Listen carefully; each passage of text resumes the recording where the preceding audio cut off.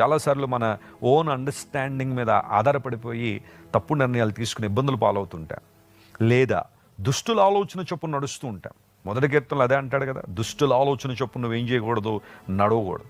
కొంతమంది ఏమో తమ మూర్ఖత చొప్పున నడుస్తారట, తమ హృదయంలో పుట్టే మూర్ఖత. కొంతమంది ఏమో దుష్టులు చెప్పే ఆలోచన ప్రకారం నడుస్తూ ఉంటారు. అందును బట్టి తీవ్ర నష్టాలు ఎదుర్కొంటున్నారు. నిన్ను గైడ్ చేస్తుంది ఎవరు, నిన్ను నడిపిస్తుంది ఎవరు? దేవుడే అయితే ఆయన ఆలోచన కనుక నువ్వు స్వీకరించగలిగితే, పరిశుద్ధాత్మ దేవుని ద్వారా నువ్వు గైడ్ చేయబడగలిగితే అంతకన్నా సంతోషం మరొకటి లేదు. ఈరోజు దేవుడు తన ఆలోచన ద్వారా నిన్ను నడిపించబోతున్నాడు. కొన్నిసార్లు నువ్వు ఊహించిన రీతిలో, నువ్వు ఎక్స్పెక్ట్ చేయని రీతిలో దేవుడు నీతో మాట్లాడతాడు. అది కొంతమంది సేవకుల ద్వారా కావచ్చు, వాక్యం ద్వారా కావచ్చు. దేవదేవుడు తన ఉద్దేశానికి బయలుపరిచినప్పుడు ఆయన మాటకు నువ్వు లోబడగలిగితే ఖచ్చితంగా దేవుడు నూతన కార్యాలు నీ జీవితంలో జరిగిస్తాడు.